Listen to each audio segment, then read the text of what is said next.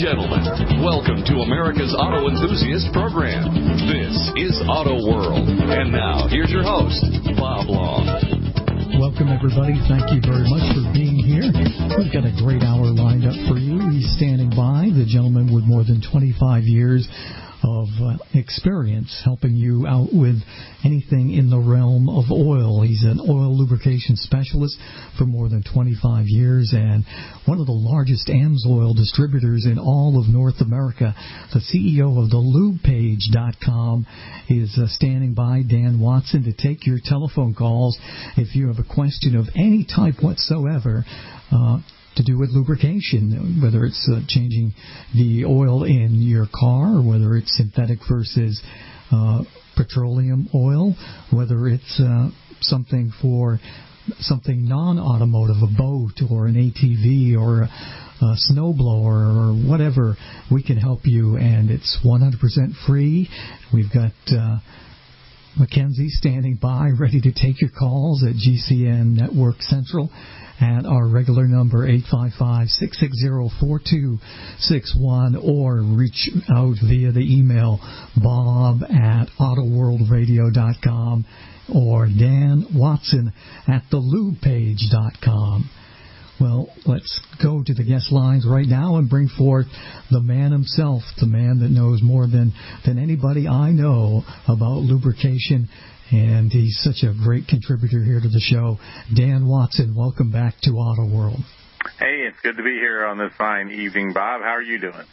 Doing fine. Thank you very much for asking, and I'm excited to get some calls going here, and we've got a number of questions that have been emailed to us as well. But let me start out with some news, and it's kind of disturbing news about substandard synthetic oils. We're still hearing some problems about that. What's the latest, Dan?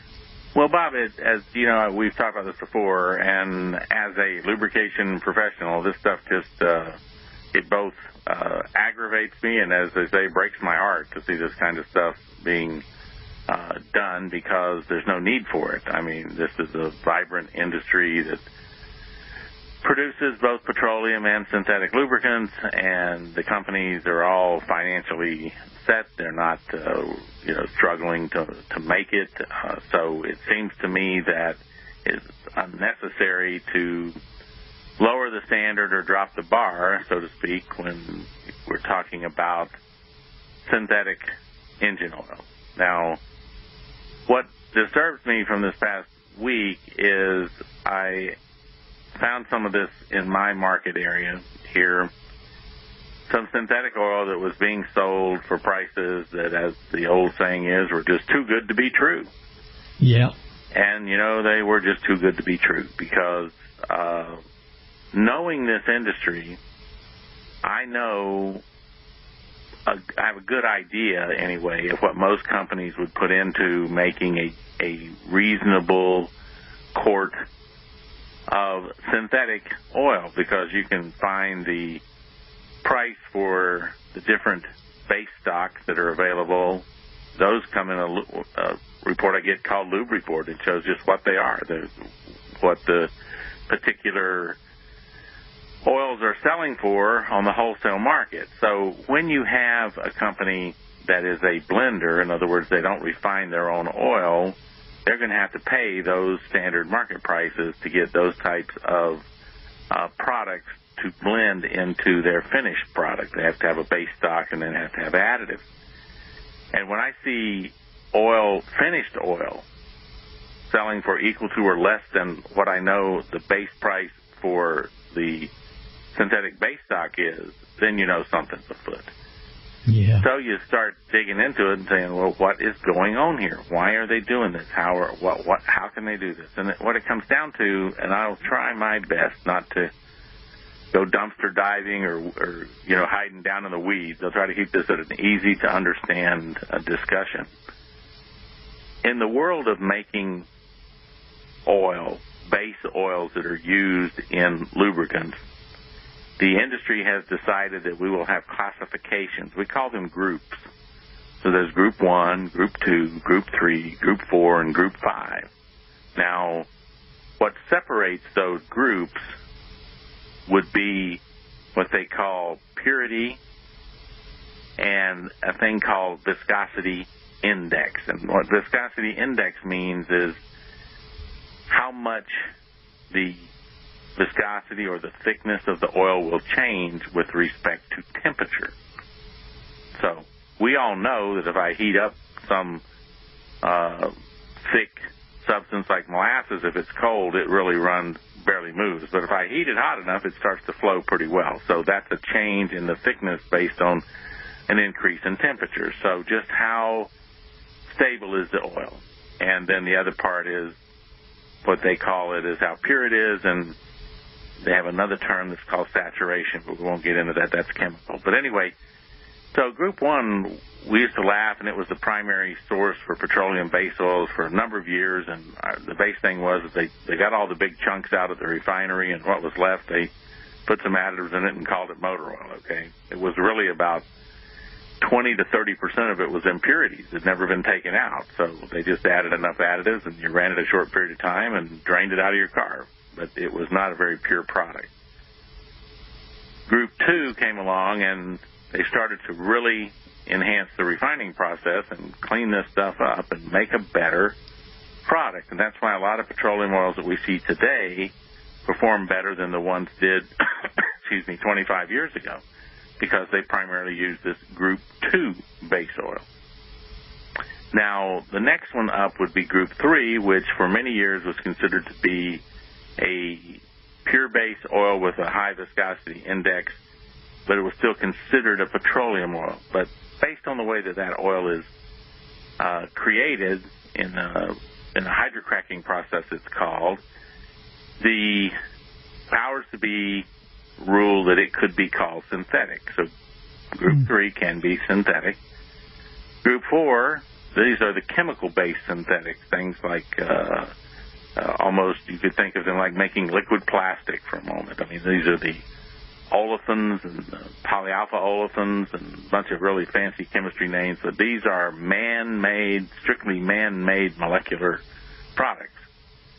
And then Group 5 is for all the other high-performing, like silicon-based and high-performance esters that are above the Group 4 level. So anyway, that's a basic thing. There's 4 groups that we really worry with. 5 is kind of off the top, but the problem comes down to, remember I just said that there's a term here, we're calling it hydrocracking, okay?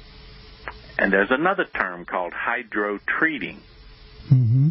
Now, I don't want to try to, cut the fine here, but to make people understand, hydrotreating is a process where you use hydrogen in a chemical-type manner to purify the oil. You're having it react and move out impurities, so you end up with a very pure-based petroleum oil. That's hydrotreating. Hydrocracking is where you take that pure hydrotreated oil to another step, and you literally break all the big hydrocarbon molecules into smaller pieces, and then you reform them in the size pieces that you want. So that's a very, very intense procedure to do that. That's called hydrocracking, C-R-A-C-K-I-N-G, not hydrotreating, which is T-R-E-A-T-I-N-G. So 2 different processes. Well, Bob, what's happening is, right after the break, I'll complete this and it'll make good sense. Excellent. When we come back on the other side, Dan's going to tell us how glorified petroleum is being sold as synthetic and what to look out for. You got to beware, folks, because there's a lot of stuff out there that definitely is not what it's being sold as. We'll take a pit stop and then more with Dan Around the Bend, 855-660-4261. Giving your radio a broadcasted tune-up. This is Auto World and your host, Bob Long. Thank you so much for joining us here today on Auto World. I'm Bob Long, along with the CEO of the Lube page, Dan Watson, who's telling us some disturbing news about some substandard petroleum oil being passed off as synthetic oil. And Dan, again, this is something that we've talked about in the past, but we can't emphasize it enough for folks to buy a quality product and to be on the lookout. Well, it's one of the things, Bob, that in a show that we do here, this Lube Hour section that you've so graciously put on the air, is that it needs to benefit our listeners so that they realize they get useful information that they can use and that will help them in the maintenance of their cars and to keep these things going. Because, hey, this is Auto World Radio. I mean, anybody listening to this show is probably an auto enthusiast, somebody that likes automobiles. So it's important for us to give them information that arms them with the kind of information that they can protect themselves in the marketplace and get the right product. And, you know, I don't care whether it's tires or oil or paint for their car. And I know you got other shows and the Old Car Guy on and people that they come up with these things and they can ask questions on them. So it's a very informative, service-related type show, and it really helps these people out there that are looking for stuff. So let's get back to this discussion. Back to what I said, hydro-treating versus hydro-cracked. Hydro-cracked, if it's done right, I would give in and say could be called a synthetic oil. At the top end of the hydrocracking process, it makes a very good product. It doesn't come up as high as the chemical-based synthetics, but it is such an improvement, I can see that. But hydro-treating just purifies the oil. It doesn't do anything to modify the chemistry or the hydrocarbon structure, so I end up with a very pure product. Hey, good.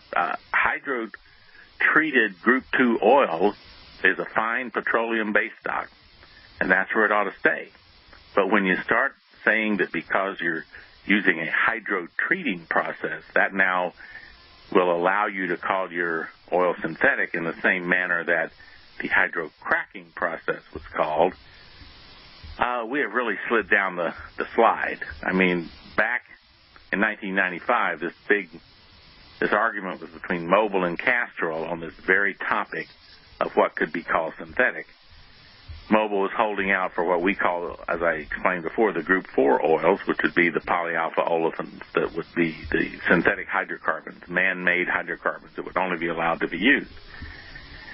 And that decision was made that, well, no, you could call Group 3, the severely hydrocracked oil, you could call that synthetic also. And they went as far as to say that synthetic was really just a marketing term, not necessarily a chemically defined term. Well, all the lubrication engineers in the country and the chemists, I think their heads almost popped off because it's a well-known chemical definition of synthetic. It's to synthesize two lightweight molecules into a heavyweight lubricating molecule. That's in every lubrication handbook that was out there. But they made this decision anyway, and as Bob, we unfortunately say, money sometimes overrides everything else.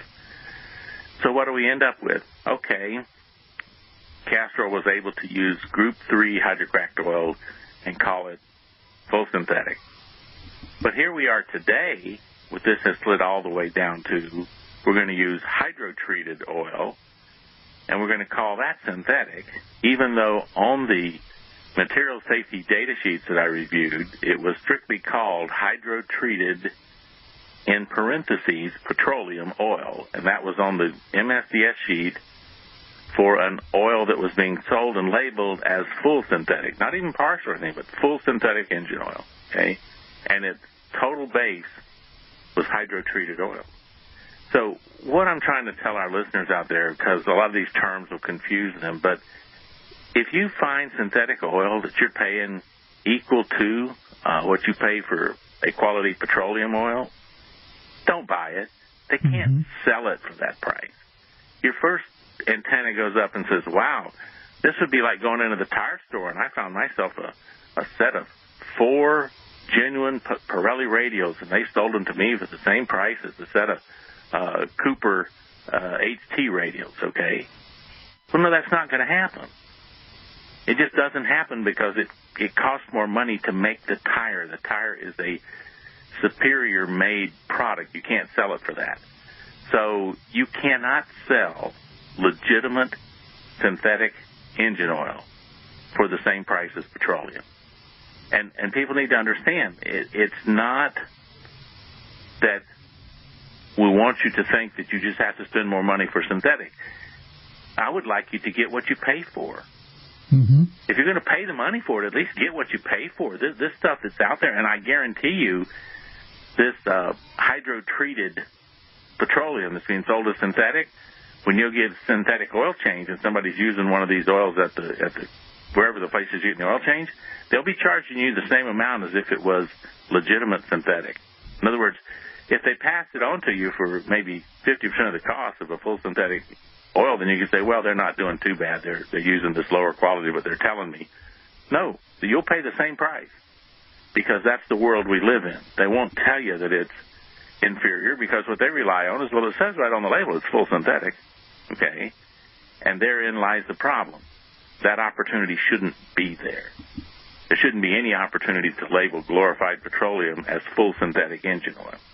But unfortunately, the consumer has really taken the back seat here to the profit making in the business. So, you know, as a professional in this business, that's what breaks my heart, is the fact that I have to tell the consumer out there that there's a huge, huge bait and switch going on in the lubrication industry of telling you you're buying synthetic because you're thinking of like Mobil 1, Amsoil, or even, you know, Castrol, Syntec, high-performance synthetics, and you're buying this stuff that's called synthetic, made by XYZ company. They just simply have it blended with this hydro-treated base, and then they undersell everybody in the market, and all of a sudden the oil change places, they don't know any different, so they're buying this substandard stuff. And where's the Consumer Protection Agency? I guess they're off fishing or something because they don't pay any attention to this stuff. Nothing happens, and it just goes on. So my word to the wise to our listeners is the first thing you look for is price, really. And if you see it priced too low, just stay away from it, or just go buy some good petroleum because that's what it is. It's not priced right. It's probably nothing even close to synthetic. And recognize that they're not committing a legal fraud on you because when they opened up that synthetic was a marketing term, they destroyed the market when they said that. Because what that meant was when people decided to sell something that wasn't truly a chemical synthetic, they could get away with it because synthetic's only a marketing term. So they didn't mislabel the bottle. They just labeled it synthetic. And synthetic could be anything from, I guess, molasses to water. So anyway, that's my railing for tonight. We'll get on to the questions after the break. All right, sounds great. We're going to have more with Dan Watson from the Lube page. Hi, this is Jay Leno, and you're listening to Auto World. Plenty of questions, and we have an opportunity for you folks to be a part of the live broadcast as well, just by dialing into 855-660-4261, 855-660-4261, or if you'd like to send us an email, that's fine, bob@autoworldradio.com, Dan Watson at thelubepage.com. Got a question here from Eddie in Chattanooga, Tennessee, and he had written us a note. Dan, I have used Amsoil PI for years, and I have found that it will not really help with the cleaning of the valves in a direct injected engine. Is this true? Well, yes. And here's the reason. I think we've been over this, but it's always good to restate it, is that in a direct injected engine, it means just that. There is an injector that is physically located in the cylinder. That means that when the piston is coming up on the compression stroke, we will get a shot of fuel into that air that's in the cylinder, and that's how we're going to have our gas-air mixture, so that when the spark plug sparks, it sets it off, and that expanding gas ball pushes that piston down, okay? Now, excuse me, in other situations that are not direct injected, they're indirect, meaning the injector sits in the intake manifold, meaning that the air coming from the breather, coming in that intake manifold, I will use my injector to inject some fuel into that airstream. And then that fuel-air mixture comes down, the intake valve opens, it comes in around the intake valve into the cylinder, the intake valve closes, the piston comes up, compresses the air, the spark plug hits it, and bang, we have power again.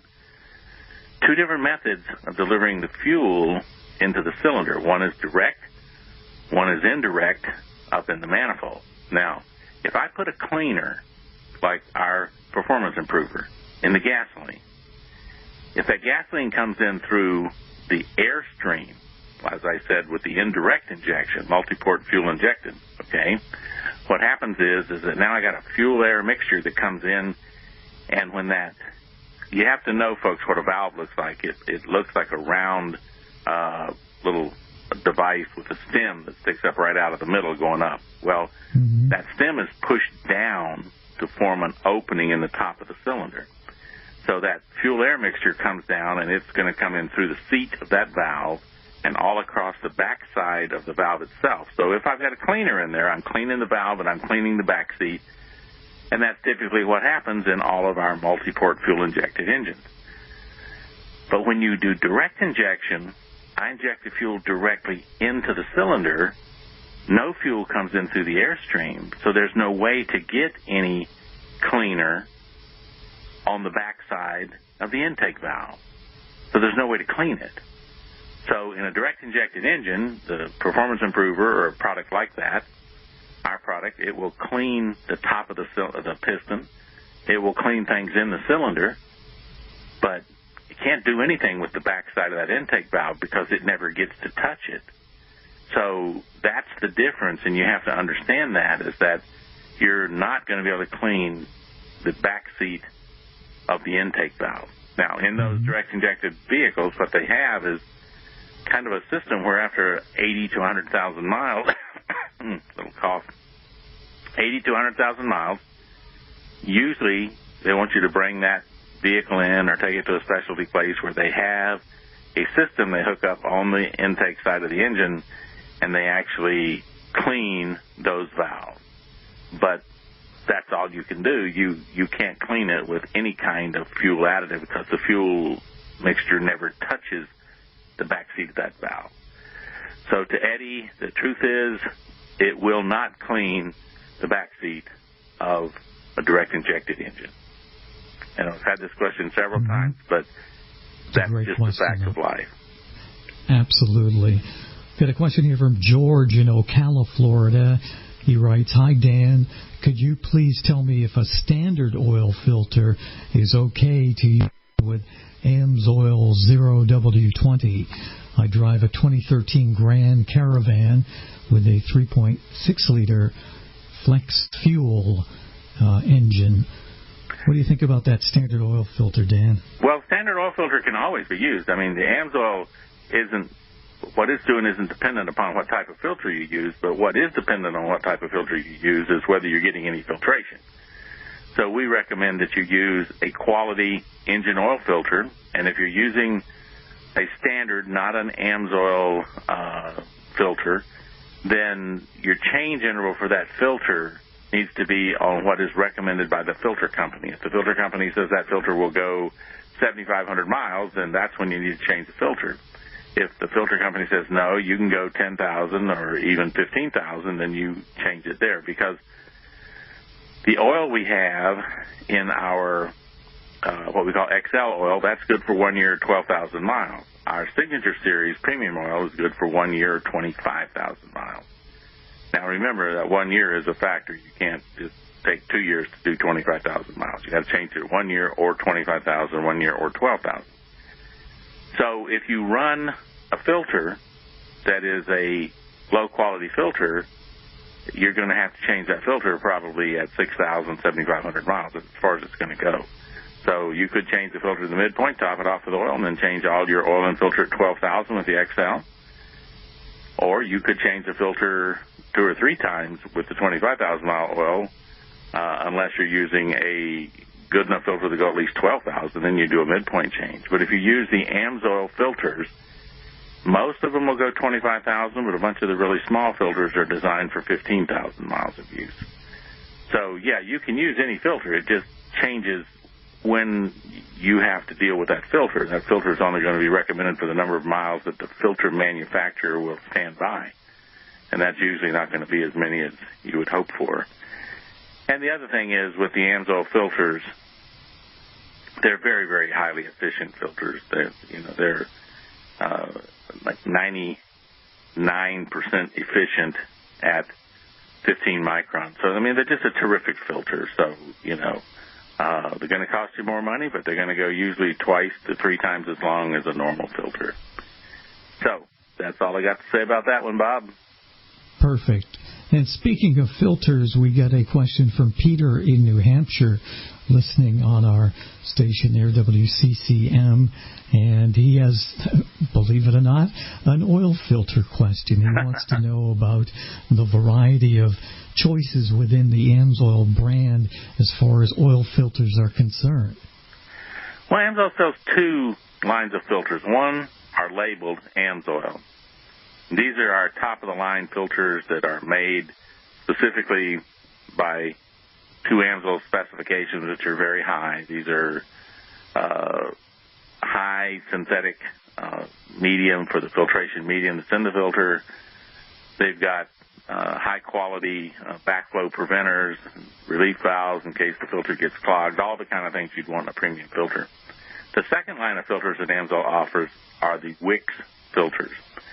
And people might ask, well, why do you offer Wicks? Well, because, quite frankly, we don't make a filter in the Amsoil line for every vehicle out there. There's just too many, and unless you can sell a few thousand of each one of those unique filters that don't maybe in a unique line of cars, it's too much money to have that manufactured. You lose your economy of scale.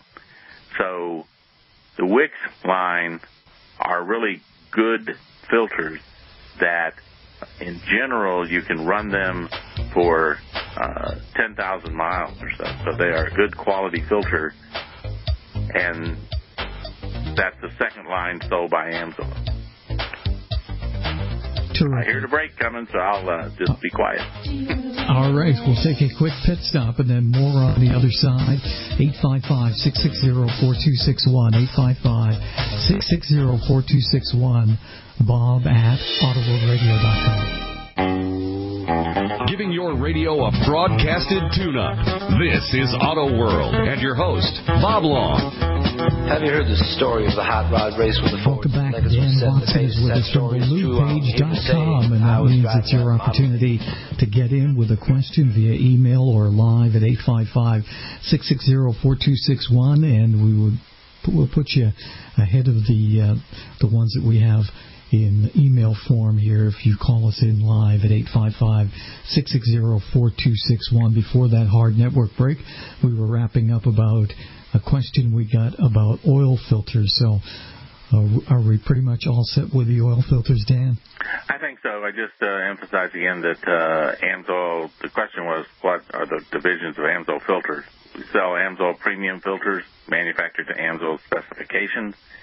And then as a backup line, we are a master distributor for Wicks filters to cover all those areas that we can't possibly have a filter for every car. There's just, and Wicks is a huge manufacturer, so they have enough filters to cover all those vacant spots that we don't have one. Very good.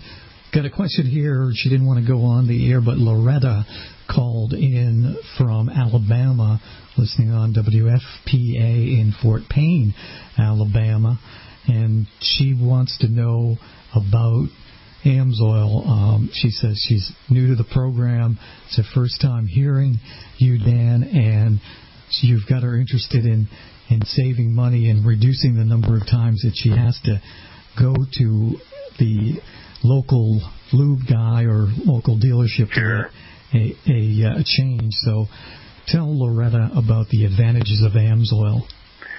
Well, when you go to a synthetic engine oil, as we discussed earlier, you would like to know that you're getting the real McCoy and a high-quality synthetic engine oil, and that's what you get from Amsoil. I mean, if you look at Amsoil's prices, obviously they're not giving the product away. There's prices on it that are commensurate with the fact that it's a high-quality product. And from Amsoil, the whole philosophy is that there is a large enough market of people who want premium quality products and don't back up one bit on quality, and you'll find plenty of people that'll keep you in business. You don't have to sell your quality and start dropping your price to stay in business. And that's been working since 1971 as the company continues to grow, because there are lots of people out there who, as long as they can be sure they get the quality they're asking for, they're willing to pay for it. Now, what makes you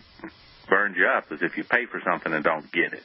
Okay, that's just unsafe. Now, Amsoil, the reason it is affordable is because you can choose one of our long drain oils. Our mid-range one is our 12,000 miles or 1 year, and our high mileage one would be our premium signature series, which is good for up to 25,000 miles or 1 year.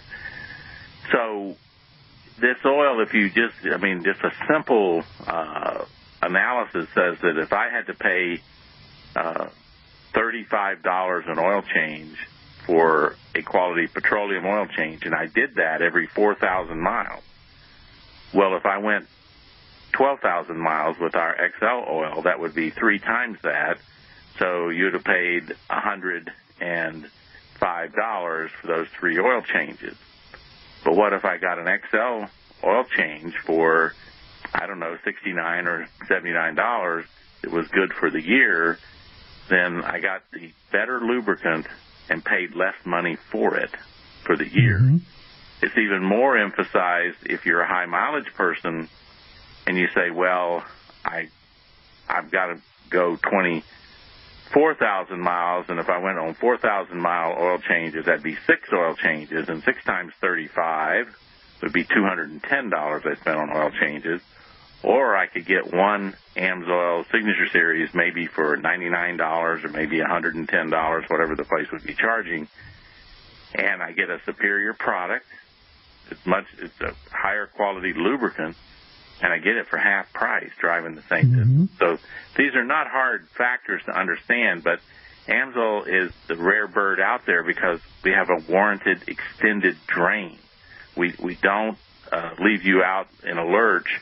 We actually stand behind with the warranty on this oil for these longer drain intervals. So, and how can Amsoil do that? Because we make real synthetic oil. We don't make that stuff I was talking about that's too good to be true.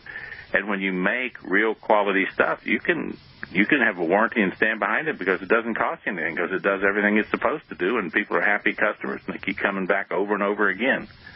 Now, to find synthetic in Loretta's area, I will tell her that if she will go on the Lube page, or if she'll drop me an email to danwatson@thelubepage.com, then I can get back to her and we can find her either a source or we can have it sent to her freight-free, no shipping costs, right to her doorstep so that she can get the oil she wants to use. And I know she's like any of the ladies in my family. None of them like going anywhere where they have to deal with mechanics because they get there's such an arrogance and a downcast on women that they don't like going anywhere where they have to take their car for service. They hate doing it. It's very true.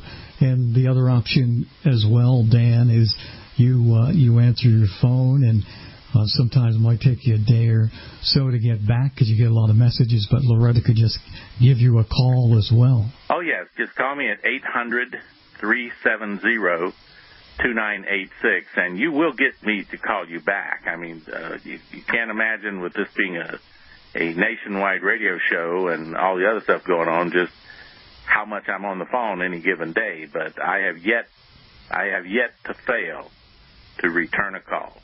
They all get returned. It may take me 24 hours, but they all get returned. Excellent. Got a question from Juan in New York, and Juan's writing about a manual transmission. He has a manual transmission that calls for GL-4 gear lube. I can't find GL-4. Can I use the GL-5 that's more easier to find? You know, you've heard Bob, we've been doing this a while. We've heard this question before, but it is so important because a lot of people don't understand what he's talking about. But when you have certain transmissions, all these gear lubes are rated for GL-1, 2, 3, 4, and 5, and these are severe duty ratings, okay? And the GL-5 gear lube is in the differential of your car, your truck, whatever, under extreme duty there to do that. Now, the GL-4 says, hey, wait a minute, it's not quite as extreme. The gear set's a little different. But the other part about the GL-4 gear lubes and transmissions have synchronizers, folks. You know, for those of us that go back many years ago, I remember driving an old Scout job I had working in an Orange Grove thing when I was a kid, and you had to double clutch it to shift it because it didn't have any synchronizers. Oh, sure. You remember that stuff, Bob? Yeah. So anyway, synchronizers are a great thing. They allow you to push that clutch in and easily move that manual transmission into the next gear. So the synchronizers are little devices that float between the gears and allow the gears to line up before they push into place. And they can be made from some different materials, but a lot of times they're made from what we call a yellow metal substance, some type of brass combination. Now, gear lubes have an extreme pressure additive, which is sulfur-based. Sulfur, it's called sulfur and molybdenum put together, okay, molybdenum disulfide. But that sulfur, if it breaks loose from that moly, it will be attracted to that brass and it will dissolve it. So GL-5 is heavily fortified with molybdenum disulfide. GL-4 is not. GL-4 is called yellow metal compatible. It can be used in brass systems. So you got yourself a really good transmission with a set of brass synchronizers in it. You put GL-5 in it, and under some high performance conditions, you get the temperatures up in that transmission high enough to break that sulfur loose. It's going to dissolve those, start dissolving anyway, or mess up those synchronizers, and you won't be having a nice smooth synchronization anymore, and that's going to be a real pain. So if it calls for GL-4, use GL-4. Now, I know it's hard to find, but I'll tell you where it's not hard to find. All you got to do is go to the lubepage.com, or you got to call me or email me, because Amsoil specifically makes GL-4 gear lube to cover this application. And when other companies discontinued the GL-4 ratings and products, Amsoil just stepped in and started making more of it, because it's a legitimate call in the industry out there, and a lot of people, a lot of companies ignored it because they didn't think the demand would be high enough, and they thought it'd be just use the GL-5. But you risk using the GL-5 damage to your synchronizers. Do not do that. Yeah, that sounds like big trouble, and that's really good advice, Dan, as usual. Once again, give out your telephone number if folks would like to call on you personally. It's 800-370-2986. And Dan Watson at thelubepage.com. That's going to do it for this hour of the program. Thank you, Dan, for all your great expertise. See you next time, Bob. Thank you. That will do it for this hour of Auto World.